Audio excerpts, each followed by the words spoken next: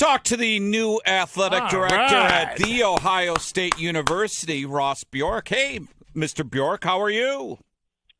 Hey, guys, I'm doing very well. How about you? Good. So about, 5 weeks in, we assume that Gene Smith left everything in order for you? Did he clean the office? Yeah.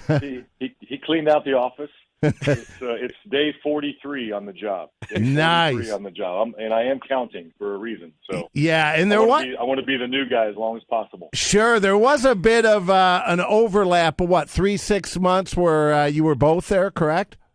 Yeah, we had about 4 months. I got in town on March the 2nd. Okay. And my first official event was the basketball game against the team up north on that Sunday, and it was a great victory. And so we had March, April, May, and June to overlap, and it really allowed me just to learn about the place, learn the people without sort of the pressure of operating in the day-to-day organization. And obviously wanted to pay a ton of respect to Gene and give him space. Sure. And honor him on the way out. So it was really just a magical way and really a gift to learn about Ohio State. So it was a lot of fun. Sure, and you're no stranger to directing a big program coming from Texas A&M. But, boy, I got to think, as beginning first time in the Big Ten, this is the season to do it because it's a new day. Well, it really is. This time of year, I always say Happy New Year. Right? Yeah. Everybody's refreshed. There's new perspective. You got new elements that you're working with. Right? Every year brings just something new. But to walk into the program, in the position that it's in, and Gene did just a tremendous job over 19 years. And, my job will be to, execute on a lot of things that were already in motion. Change some things that we need to change and adapt in this modern era. But yeah, no better time and no better really, I think, sequence to come into what lies ahead. So you mentioned what lies ahead, and there's a lot of rumors out there. Well, it's been printed that the system of college football is probably going to change next fall. When are you guys as an athletic department and all the other schools going to find out what the changes are? Because I would have to think, Ross, that you need some time to adjust if the NIL rules are changing and the landscape of college football is changing. You need more than a couple of months to adjust. Yeah. Well, it's not a rumor. It's happening. Look, this is the most transformational time in the history of college athletics. There's no doubt about it. And we're really kind of, look, college athletics has changed over the last 170 years since the very first intercollegiate athletic event back in 1852. But we're jamming a lot of change into about a 5-year period. So we at least have clarity on what's called the house case. So that talks about some back payments around some NIL rights. So that's sort of a backward-looking settlement. And then we have clarity on we will be sharing revenue with athletes.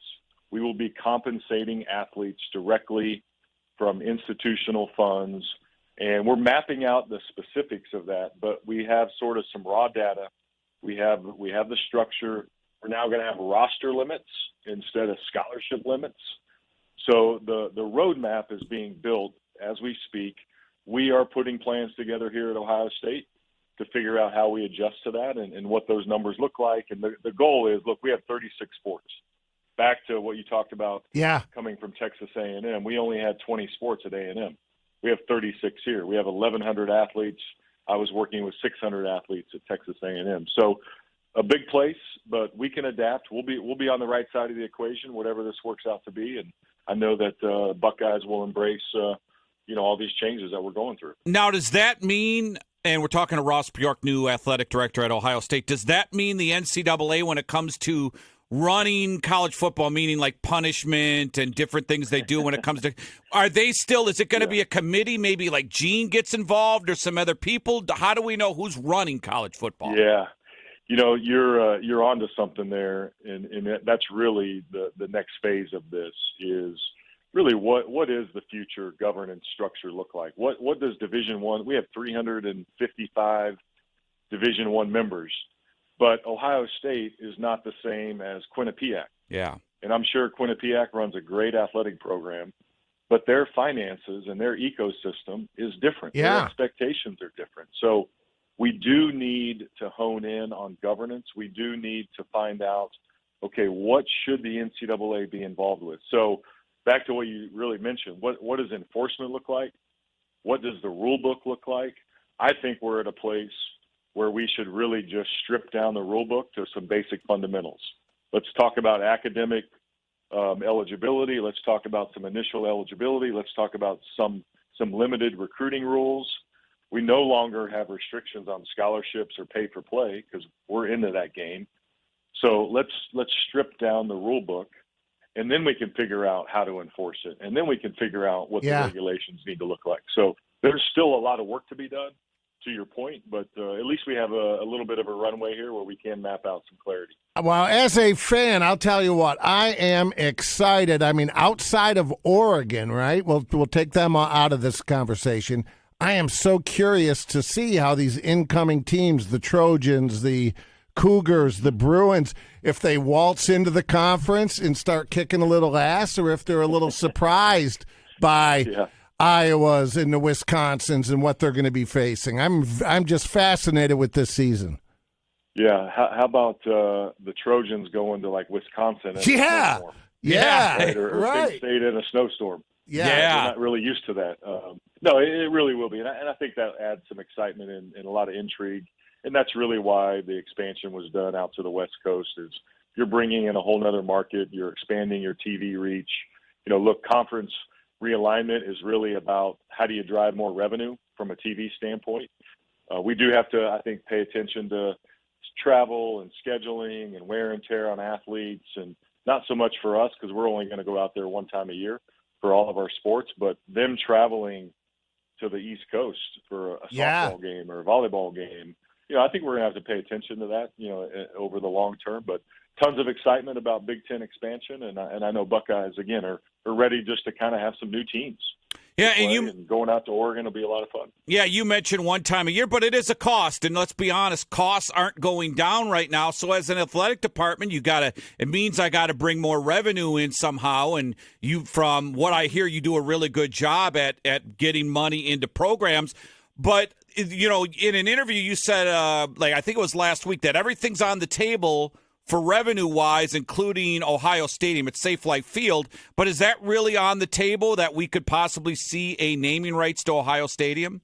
Yeah. The key point is, look, we have to honor tradition, but we can't think traditionally. And I've said that in some other settings. And so, look, we're not actively in the market for Ohio Stadium. My point was, we at least have to answer the questions. Okay, here is now new commercial activity to drive revenue. What does that look like? How does that fit? Yes, everything has to be analyzed. It doesn't mean we're going to actively be in the marketplace, and we're not actively in the marketplace. But the point is, look, everything is changing. We're the listening. Economic structure of $23 million that is going to now go to athletes directly from the athletic department. We have to find that money somewhere. We either have to generate new revenue or we have to cut expenses. And I think we can do both. There's going to be a balance there, but driving new revenue in this environment is also a part of it. So I think we have the ecosystem, we have the city, we have the fan base. Ohio State is a public trust of the state of Ohio. People will invest in this program if we do it the right way. So that's really the point that we're trying to make, is that we just have to think differently. We have to be creative. Hey, so I'm going to ask this generically as possible, so hopefully I can get an answer from you, okay? Yes, as sir. athletic director at Ohio State, let's say you see there's a team that's breaking the rules. Now, you're not the NCAA, you're not the enforcement, but if you're not happy with the punishment of a rule breaker, as an athletic director, do you call the NCAA, or you just take whatever punishment they give and just swallow your tongue? Yeah, well, there's the. I think you know where I'm getting at. Right? I know exactly what you're saying. And I'm the new guy. I can have a different perspective. I'm the new guy, and obviously, you look, as a college football fan, as somebody in this profession, we all pay attention to all these things, no matter where you sit. And look, the fundamentals of integrity have to be maintained, and so. You want things. Look, if there's something that we discover on the front end, there's mechanisms to, turn those things over to the Big Ten, turn those things over to the NCAA. Anonymity is protected on those kind of things. Once you get to the punishment phase, look, there's nothing we can do about that piece of it. But what you do want is you want accountability, and you want structure, and you want clarity, and then you want transparency. Look, we want to know were games impacted by what happened. Like, that's all we want to know. And by all accounts, games were impacted, outcomes were impacted. And so the integrity of the games, it's one thing to give recruits, extra benefits and stuff like that, but during play, when things are compromised, to me, that is truly, truly sacred ground that we have to protect. So hopefully that's the way it continues. I like you already. So Ross, your birthday's coming up, and we were friends with Gene and friends with Ryan. Okay. What's your favorite cookies? Because we'll send cookies over to your office. Oh, look, I'm a traditionalist in so many ways. So chocolate chip and oatmeal raisin. Oatmeal raisin. Right, nothing wrong with that. I love it. And I'm Ross, I'm looking at a picture of your beautiful family. How's the wife and kids? I mean, look out the window this morning. How are they enjoying Columbus and the weather so far? Oh, we love it. Boy, it feels like this is like fall weather for us. Right. To Texas, this feels great. But no, our youngest son Paxton, he's going into 8th grade at Jones Middle School. Nice. So he's playing football.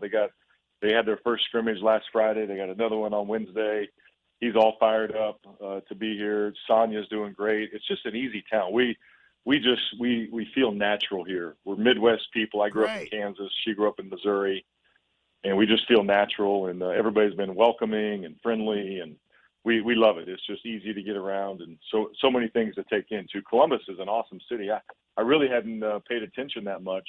Over the years to what Columbus is doing, but man, there's so many things to do. It's really, really terrific. We love it. Midwest nice, as I call it. Kind of like Austin 10 years ago. That's right. It reminds me of that. It reminds me of Austin, Nashville. Right. I mean, it's the food scene, the music scene. Everything's popping. It's a lot of fun. Now, when you were at Texas A&M, the big rivalry, that's your Longhorns, right?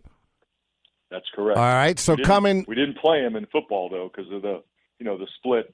Back in 2011, we did not play them, but that's coming this year. They're going to start playing again in football this year. So when you walk into Ohio State and you hear you're involved in college football, so you weren't surprised too much by the Michigan-Ohio State rivalry, but the passion, you have to admit, it's another level, is it not? It truly is. Yeah. My mom grew up in Northwest Ohio on a family farm just south of Findlay in Arlington, Ohio.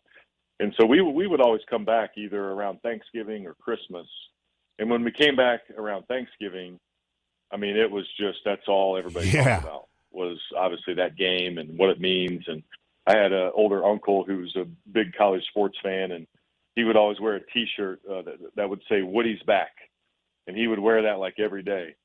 And so, I've heard about the Buckeyes forever, know about it, know the passion, and then obviously that game just means so much. And so can't wait to see it in person. Never been. Can't wait to see it in person. What an exciting time for you. Congratulations on the gig. And, man, don't be a stranger. No, love to be on with you guys anytime we can help spread the word. Absolutely. All right. Appreciate you having me on. Thanks, Ross. Thanks, guys. We'll talk soon.